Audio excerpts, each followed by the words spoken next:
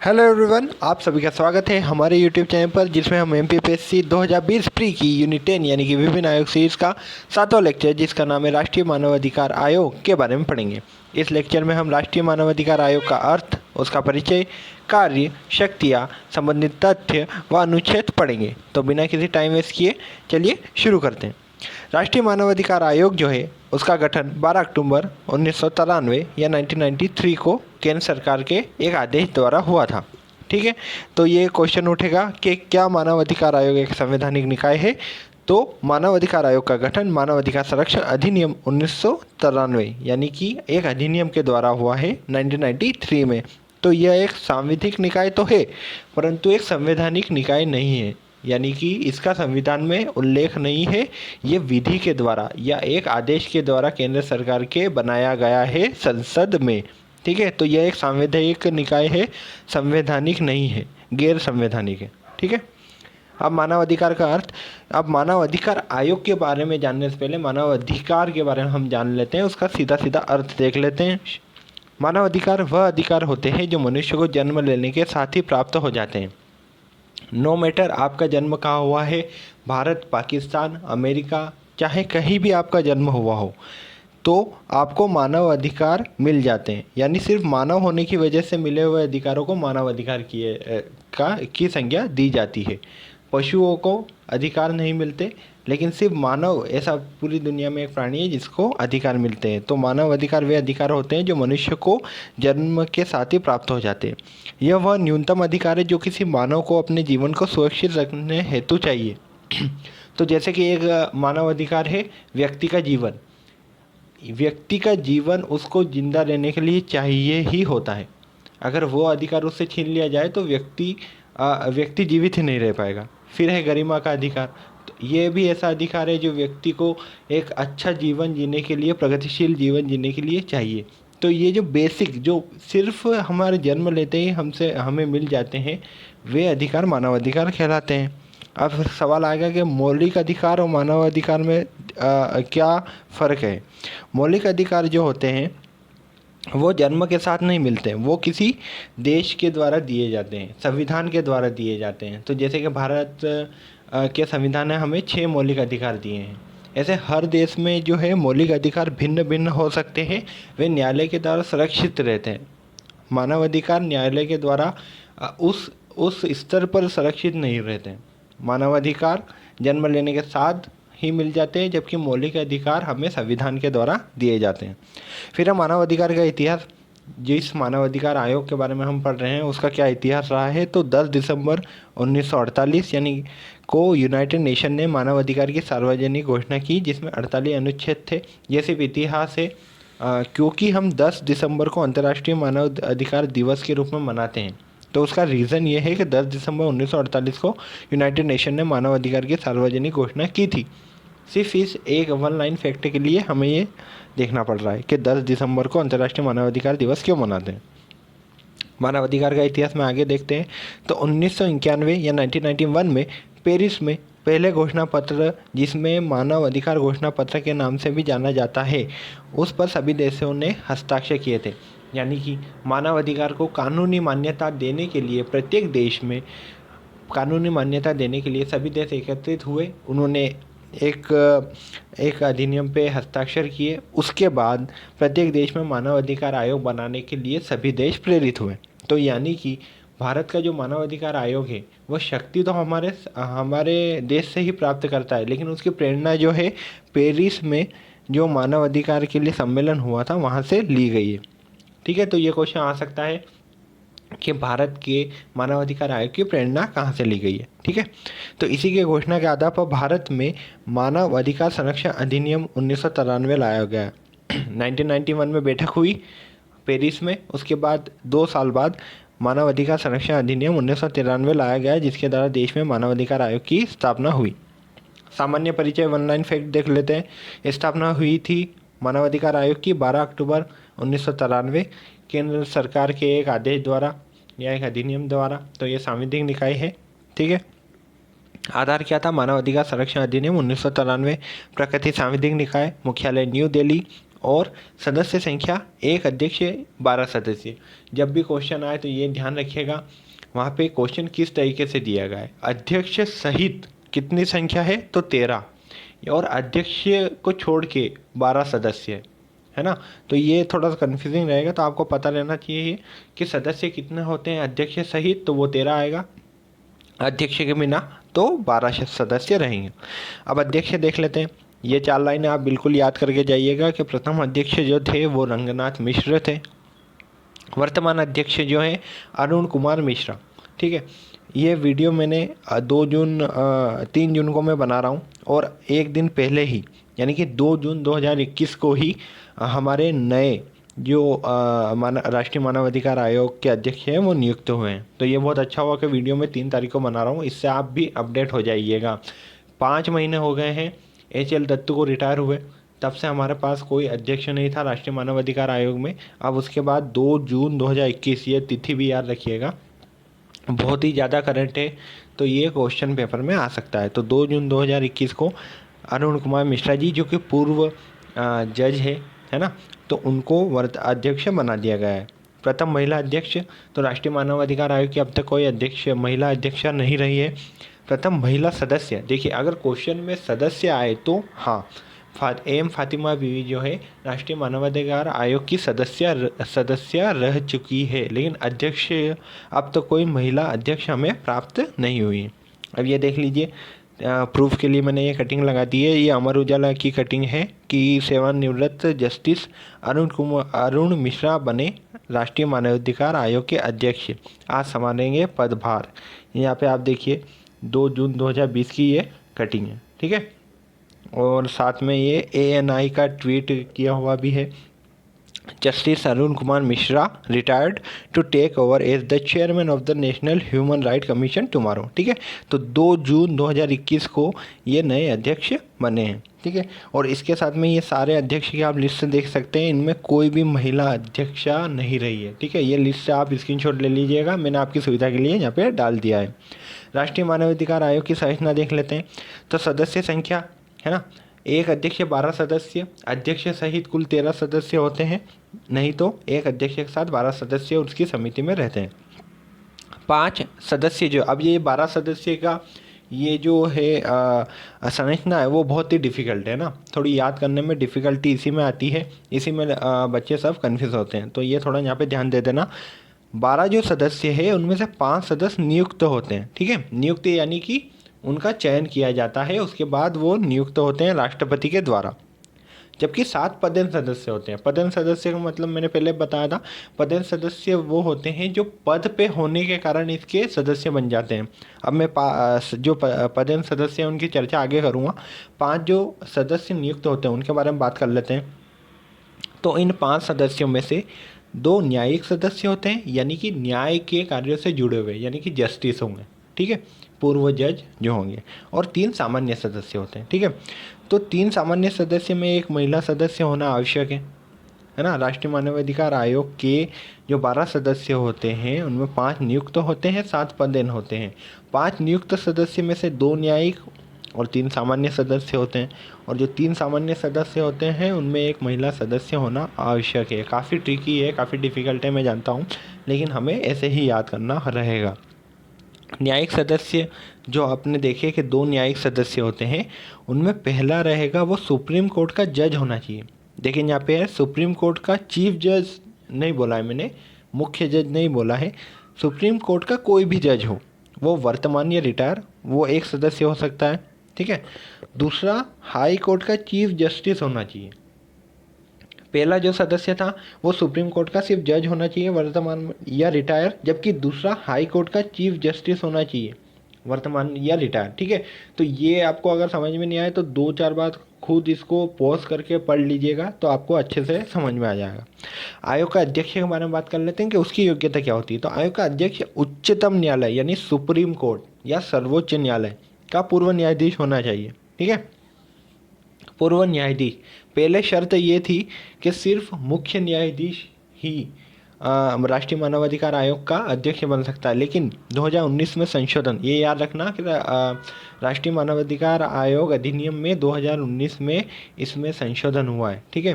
तो उसके अनुसार आयोग का अध्यक्ष अब कोई भी उच्चतम न्यायालय का जज बन सकता है, ठीक है, वो मुख्य न्यायाधीश हो या अन्य न्यायाधीश, ठीक है। तो रिटायर या फिर कार्यरत उच्चतम न्यायालय का पूर्व न्यायाधीश, माफ़ कीजिएगा, रिटायर कार्यरत नहीं, सिर्फ रिटायर जो न्यायाधीश होगा वही बन सकता है। लेकिन यहाँ पे रिलैक्सेशन ये है कि वो मुख्य न्यायाधीश हो या अन्य न्यायाधीश, वो अध्यक्ष बन सकता है, ठीक है। अब मैंने जो बताया था कि 7 पदेन सदस्य होते हैं, उनके बारे में मैं बात बताऊंगा। तो ये 7 पदेन सदस्य आप देख सकते हैं कि सिर्फ ये इस पद पर आने की वजह से राष्ट्रीय मानवाधिकार आयोग के सदस्य बन जाते हैं। तो 7 कौन सा आयोग है जिनके अध्यक्ष राष्ट्रीय मानवाधिकार आयोग के सदस्य भी रहते हैं? तो राष्ट्रीय अल्पसंख्यक आयोग, राष्ट्रीय महिला आयोग, राष्ट्रीय अनुसूचित जाति आयोग, राष्ट्रीय अनुसूचित जनजाति आयोग, राष्ट्रीय पिछड़ा वर्ग आयोग, राष्ट्रीय बाल संरक्षण आयोग और राष्ट्रीय दिव्यांगजन आयोग, ठीक है। तो ये 7 पदेन सदस्य इसमें रहते हैं। इसके अलावा आयोग का एक महासचिव भी होता है। महासचिव कौन होता है? तो जो सरकार के द्वारा सचिव लेवल का जो व्यक्ति होता है उसे इसका अधिकारी बना के भेजा जाता है और सारे जो इसके द्वारा निर्णय लिए जाते हैं वो महासचिव के द्वारा ही साइन किए जाते हैं, ठीक है। तो और एक फैक्ट है जो मैं इसमें डालना भूल गया हूँ, वो है कि राष्ट्रीय मानव अधिकार आयोग को बिना दांतों वाला बाघ भी कहा जाता है। जो अभी नए अध्यक्ष बने, इनसे जो पहले वाले अध्यक्ष थे HL दत्तू, उन्होंने इसे बिना दांतों वाला बाघ की संज्ञा दी थी, क्योंकि राष्ट्रीय मानव अधिकार आयोग जो है सिर्फ सिफारिश कर सकता है, ये अपने लेवल पर कोई डिसीजन नहीं ले सकता। ये प्रधानमंत्री या राष्ट्रपति को अपनी सिफारिशें बता सकता है, उनको मानना या ना मानना ये हमारे राष्ट्रपति के ऊपर निर्भर करता है। अब आयोग के अध्यक्ष व सदस्यों की नियुक्ति देख लेते हैं। तो राष्ट्रीय मानवाधिकार आयोग के अध्यक्ष और सदस्यों की नियुक्ति कौन? राष्ट्रपति करता है, जैसे कि मैंने पूर्व में बताया है। लेकिन राष्ट्रपति को ये विवेक अधिकार बिल्कुल एब्सोल्यूट नहीं है, यानी कि राष्ट्रपति अपने विवेक आधार पे इनकी नियुक्ति नहीं करता, बल्कि यह नियुक्ति राष्ट्रपति एक समिति की सिफारिश पर करता है, ठीक है।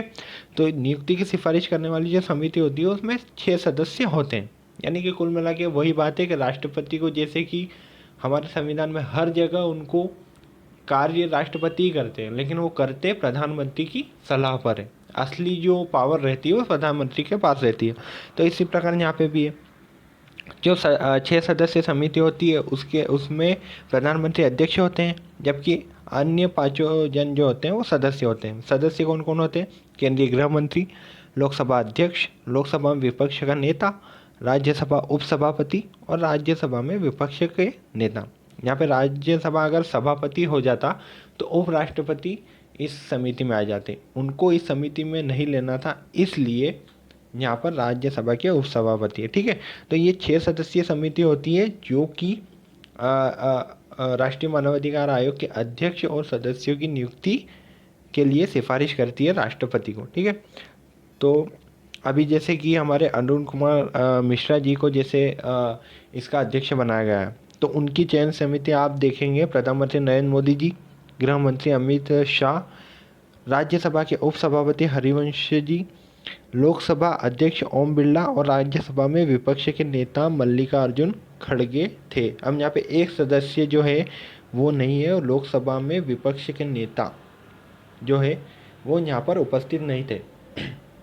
तो ये आगे भी बताया गया है, मैंने जो पॉइंट लिखे हैं उसमें, कि किसी सदस्य की अनुपस्थिति के कारण जो चयन समिति के निर्णय हैं उन पर कोई प्रभाव नहीं पड़ेगा। यानी कि अगर कोई इसका सदस्य जो रहता है वो नहीं आ पाया तो भी कोई दिक्कत नहीं होगी, जो सदस्य है वो ही सिफारिश कर सकते हैं, ठीक है। अब न्यायिक सदस्य जो रहते हैं, इसमें मैंने बताया कि 2 जो न्यायिक सदस्य हैं उनकी नियुक्ति कैसे रहती है। तो न्यायिक सदस्य की नियुक्ति से पूर्व उच्चतम न्यायालय के मुख्य न्यायाधीश से सलाह लेनी पड़ती है, ठीक है, क्योंकि वो न्यायिक सदस्य रहते हैं, न्यायालय के बैकग्राउंड वाले रहते हैं, तो इसके लिए जो सुप्रीम कोर्ट है उसके मुख्य न्यायाधीश से सलाह लेनी पड़ती है। इसके अलावा अध्यक्ष और सदस्यों की नियुक्ति इस आधार पर खारिज नहीं की जाएगी कि समिति के कोई सदस्य अनुपस्थित था, जैसे कि अभी लोकसभा के विपक्ष के नेता अनुपस्थित थे, तो भी सदस्य की नियुक्ति इस आधार पर खारिज नहीं की गई। ठीक है। अब सामान्य तथ्य जो ऑनलाइन फैक्ट रहते हैं कि नियुक्ति ये कौन करता है, जो राष्ट्रीय मानवाधिकार आयोग है इसके अध्यक्ष और सदस्यों की नियुक्ति राष्ट्रपति करते हैं। लेकिन कैसे करते हैं, जैसा कि मैंने अभी बताया, एक चयन समिति की सिफारिश पे करते हैं जिसके अध्यक्ष प्रधानमंत्री होते हैं। तो कुल मिला के बात ये रहती है कि प्रधानमंत्री जिसको चाहे राष्ट्रीय मानवाधिकार आयोग में जगह दे सकते हैं। त्यागपत्र जो रहता है, राष्ट्रीय मानवाधिकार आयोग के अध्यक्ष और सदस्य त्यागपत्र राष्ट्रपति को देते हैं, और अगर उनको हटाना हुआ तो वो भी राष्ट्रपति ही करता है, जो कि जाहिर सी बात है प्रधानमंत्री के इच्छा अनुसार वो करेंगे। राष्ट्रपति अध्यक्ष या सदस्य को साबित कदाचार एवं अक्षमता के आधार पर उसके पद से हटा सकता है, लेकिन हटाने से पहले सर्वोच्च न्यायालय से जांच करवानी होगी। जैसे कि हम पूर्व में भी पढ़ चुके हैं कि अगर किसी सदस्य को हटाना है तो ऐसे ही नहीं हटा सकते, पहले उनको न्यायालय उनकी जाँच करेगा कि भैया जो आरोप लगाए हैं वो सही है नहीं या नहीं। इससे क्या रहता है कि ये जो आयोग है वो स्वतंत्र तरीके से अपना कार्य कर सकते हैं। नहीं तो अगर ये कोई कार्रवाई करने जाए और प्रधानमंत्री इनको हटने की धमकी दे तो ये प्रधानमंत्री या फिर सरकार के खिलाफ कोई कार्रवाई ही नहीं करेंगे, या फिर ऐसी जगह कार्रवाई नहीं करेंगे जहाँ पर प्रधानमंत्री या सरकार के इंटरेस्ट रहते हैं। अन्य आधार इनको हटाने के, यदि वह दिवालिया हो गया हो, अध्यक्ष या सदस्य अगर दिवालिया घोषित हो चुके हैं तो उन्हें हटा सकते हैं। यदि वह कार्यक्षेत्र से बाहर अन्य जगह सवैतनिक नियोजन में लगे हुए हैं तो उनको हटा सकते हैं। शारीरिक या मानसिक क्षमता के आधार पर भी हटा सकते हैं, और यदि वह न्यायालय में दोषी साबित हो जाए तो भी उन्हें हटाया जा सकता है। फिर पद अवधि और अन्य उपबंध देखते हैं। तो अध्यक्ष व सदस्यों की पदावधि जो है 3 वर्ष और 70 वर्ष रहेगी। ठीक है। तो ये पहले जो इनकी पदावधि थी वो अलग थी। ये जो पदावधि है 2019 में संशोधन के बाद अब आई है, तो 3 वर्ष और 70 वर्ष। तो अगर आपका कुछ पहले के आपके नोट्स हैं उसमें अलग है पदावधि, तो वो चेंज कर लीजिएगा। 2019 में संशोधन हुआ है, ये ध्यान रखिएगा। अध्यक्ष व सदस्य सेवानिवृत्ति के बाद भारत अथवा राज्य सरकार के अधीन किसी अन्य नियोजन के पात्र नहीं होंगे। ठीक है। अध्यक्ष या सदस्य राष्ट्रीय मानवाधिकार आयोग से अगर रिटायर हो चुके हैं तो उसके बाद वो सरकार के अधीन किसी और काम में नहीं रहेंगे। लेकिन अध्यक्ष पुनर्नियुक्ति यानी कि का पात्र हो सकता है। पुनर्नियुक्ति का पात्र मतलब कि अध्यक्ष अभी अध्यक्ष है, ठीक है, एक बार 3 वर्ष खत्म हो गए लेकिन वो 70 वर्ष का नहीं हुआ तो वो पुनर्नियुक्ति के पात्र रहते हैं। यदि अध्यक्ष अनुपस्थित है तो राष्ट्रपति कार्यकारी अध्यक्ष की नियुक्ति कर सकता है, जैसे कि अभी वर्तमान में हुआ था कि कार्यवाहक अध्यक्ष ही इसी को चला रहे थे, क्योंकि 5 महीने हो गए थे और कोई भी अध्यक्ष नहीं था राष्ट्रीय मानवाधिकार आयोग का। अध्यक्ष की नियुक्ति के पश्चात उसकी सेवा शर्तों और सुविधाओं में कोई अलाभकारी परिवर्तन नहीं होगा। आयोग के अधिवेशन के समय और स्थान का निर्धारण अध्यक्ष के द्वारा ही तय किया जाता है। आयोग के सभी आदेश महासचिव द्वारा अभिनीत किए जाते हैं। महासचिव भारत सरकार के सचिव रेव का अधिकारी होता है। ये पॉइंट याद कर लेना, इस टाइप के क्वेश्चन पीएससी बहुत पूछता है कि महासचिव भारत सरकार की किस रैंक का अधिकारी होता है, तो वो सचिव रैंक का अधिकारी होता है। केंद्र सरकार में सचिव रैंक का अधिकारी, तो ये क्वेश्चन याद कर लीजिएगा। ठीक है। आगे देखते हैं। तो मानव अधिकार आयोग के सदस्य जो रहते हैं आईपीसी यानी इंडियन पिनल कोड के धारा 21 के तहत लोक सेवक होते हैं। ठीक है। तो ये बात याद रखना कि धारा 21 के तहत वो लोक सेवक रहते हैं। धारा 19 में सशस्त्र बलों के द्वारा मानव अधिकार के अतिक्रमण करने पर आयोग की प्रक्रिया निर्धारित की गई है। जैसे कि हम जानते हैं कि आर्मी और पुलिस वगैरह जो है, तो इनको कई बार अपना काम करने के लिए थोड़ा हार्श होना पड़ता है, थोड़ा मारपीट करनी पड़ती है, कुछ ऐसी प्रक्रियाएं करनी पड़ती है जो मानव अधिकार के विरुद्ध जाती है। तो उन पे अगर ये बाउंडेशन लगा दे, हर बार मानव अधिकार पहुंच जाए, आयोग के अधिकारी पहुंच जाए कि भैया आप गलत कर रहे हैं, तो वो तो अपना काम ही नहीं कर पाएंगे। तो इसलिए सशस्त्र बलों के द्वारा मानवाधिकार में अतिक्रमण करने पर आयोग की प्रक्रिया निर्धारित की गई है कि कैसे इन केसेस को देखा जाएगा। आयोग ऐसे मामलों की जांच नहीं करेगा जो 1 साल से पुराना हो। ये one of the most MP question है इस वीडियो लेक्चर का, कि आयोग किन मामलों की जांच नहीं करता। यानी कि अगर 1 साल आपके साथ अगर कोई मानव अधिकार के उल्लंघन से संबंधित घटना हुई है और उस घटना को अगर 1 साल हो गया है, ठीक है, तो राष्ट्रीय मानवाधिकार आयोग कभी हस्तक्षेप नहीं करेगा। तो इसका मतलब है कि न्याय उसी को मिलता है जो अपने अधिकारों को लेकर जागरूक है। अगर आप अपने अधिकारों को लेकर जागरूक नहीं है, आप 1 साल को छोड़ के 2 साल में जा रहे हैं कि भैया मेरे साथ 2 साल पहले कोई घटना हुई थी, तो राष्ट्रीय मानवाधिकार आयोग आपकी कोई हेल्प नहीं करेगा। इसलिए अपना हक लेने के लिए आपको जागरूक रहना पड़ेगा। आयोग वार्षिक रिपोर्ट केंद्र सरकार तथा संबंधित राज्य सरकार को दी जाती है। आयोग जो रहता है राष्ट्रीय मानवाधिकार आयोग, मानवाधिकार आयोग से संबंधित रिपोर्ट बनाता है हर साल कि इस साल इसमें क्या प्रगति हुई, क्या सुधार किए जाने चाहिए, कैसे कैसे इसमें और आगे बढ़ा जा सकता है। तो ये रिपोर्ट वो केंद्र, अगर वो पूरे देश से रिलेटेड है तो केंद्र सरकार को देता है, और अगर किसी राज्य स्पेसिफिक में मानवाधिकार के उल्लंघन हुए या फिर उससे संबंधित कोई रिपोर्ट है तो ये राज्य सरकार को दी जाती है। आयोग के कार्य देख लेते हैं जल्दी से। मानवाधिकार के उल्लंघन के मामले की जांच करना, स्वतः संज्ञान या शिकायत के द्वारा ये जांच की जा सकती है। लोक सेवकों द्वारा किए जाने वाले मानवाधिकार उल्लंघन संबंधी मामलों की जांच करना। लोक सेवक यानी कि जो सरकारी अधिकारी होते हैं या सरकारी सेवा में निवृत्त होते हैं। लोगों में मानवाधिकार के प्रति जागरूकता पैदा करना। मानवाधिकार के प्रभावी क्रियान्वयन को बढ़ाना। मानवाधिकार में शोध को प्रोत्साहित करना। मानवाधिकार का उल्लंघन होने पर किसी जेल अथवा अन्य संस्था की जांच करना। सबसे ज़्यादा जो मानवाधिकार के उल्लंघन के मामले सामने आते हैं या चर्चा में रहते हैं वो ऐसी ही सरकारी चीज़ों जैसे कि जेल हो गया, अस्पताल हो गए, और उसके अलावा सेना से संबंधित चीज़ें हो गई, तो इन्हीं जगहों में देखने को मिलते हैं। तो इसके लिए समय समय पर मानवाधिकार आयोग टीम बनाकर लोगों को वहाँ भेजता है कि वहाँ पे जाके देखिए लोगों का जीवन स्तर कैसा है। अब कुछ क्वेश्चन देख लेते हैं। हमने बहुत ही शॉर्ट में ये राष्ट्रीय मानवाधिकार आयोग जो है देखा है, ठीक है। इसको और डिटेल में पढ़िएगा, ये वीडियो लेक्चर 2-3 बार देखिएगा, आपको ये पूरा याद हो जाएगा, फिर टेंशन नहीं रहेगी।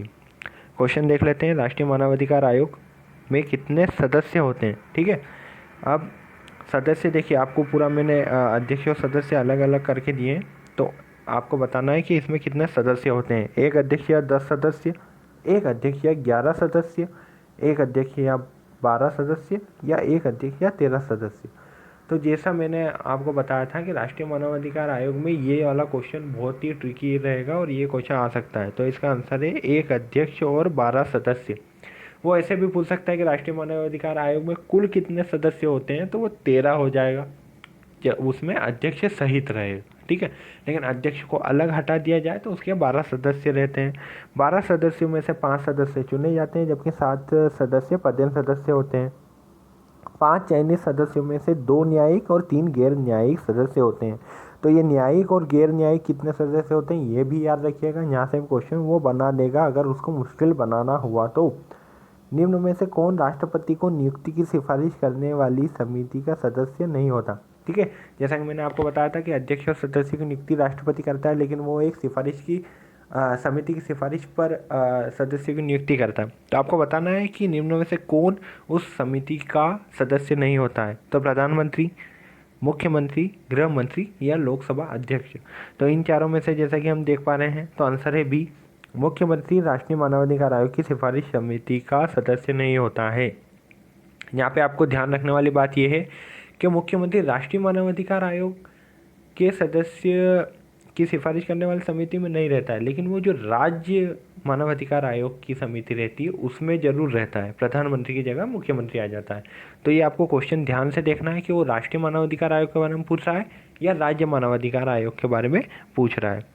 निम्न में से किस आयोग का अध्यक्ष राष्ट्रीय मानवाधिकार आयोग का पदेन सदस्य नहीं होता है। जैसे कि मैंने आपको बताए थे कि राष्ट्रीय मानवाधिकार आयोग में 12 सदस्य होते हैं, उनमें से 5 जो रहते हैं वो नियुक्त किए जाते हैं, जबकि 7 जो रहते हैं वो पदेन सदस्य रहते हैं। तो उन 7 पदेन सदस्यों में से सारे सदस्य किसी न किसी आयोग के अध्यक्ष रहते हैं। आपको बताना है कि निम्न में से कौन सा आयोग है जिसके अध्यक्ष उसके पदेन सदस्य नहीं रहते हैं। तो राष्ट्रीय पर्यावरण आयोग, राष्ट्रीय अल्पसंख्यक आयोग, राष्ट्रीय महिला आयोग, राष्ट्रीय पिछड़ा वर्ग आयोग। तो मुझे लगता है कि ये सबसे इजी क्वेश्चन होना चाहिए, राष्ट्रीय पर्यावरण आयोग, क्योंकि राष्ट्रीय पर्यावरण आयोग के नाम का कोई आयोग वर्तमान में अस्तित्व में ही नहीं है। फिर है ये क्वेश्चन का आंसर आपको बताना है, ठीक है। मैं ज़्यादा क्वेश्चन नहीं डालता हूँ ताकि वीडियो लेक्चर लंबा ना हो जाए, ठीक है। तो राष्ट्रीय मानवाधिकार आयोग अपराध होने के कितने समय बाद तक हस्तक्षेप कर सकता है। याद रखिएगा कि न्याय उसी को मिलता है जो अपने अधिकारों के बारे में जागरूक रहे। तो ये क्वेश्चन बन सकता है कि राष्ट्रीय मानवाधिकार आयोग अपराध होने के कितने समय बाद तक हस्तक्षेप कर सकता है। 3 महीने, 6 महीने, 1 वर्ष या 2 वर्ष। तो ये आपको इसका आंसर कमेंट बॉक्स में देना है। और एक जो मैंने इसमें वीडियो में डालना भूल गया था, वो जो मैंने आपको बीच लेक्चर में बताया था कि राष्ट्रीय मानवाधिकार आयोग को बिना दांतों वाला बाघ कहा जाता है, और ये हमारे पूर्व अध्यक्ष HL दत्तू साहब ने कहा था। ठीक है, तो वो 1 लाइन फैक्ट आ सकता है। आपको वीडियो अच्छा लगा हो तो लाइक, शेयर और कमेंट करें। और अगर आपको कोई भी सवाल पूछना है या फिर आप मुझे फॉलो करना चाहते हैं तो मेरी इंस्टाग्राम ID है मयूर लक्ष्यकार 77, आप उस पर मुझे फॉलो कर सकते हैं। Thank you all of you.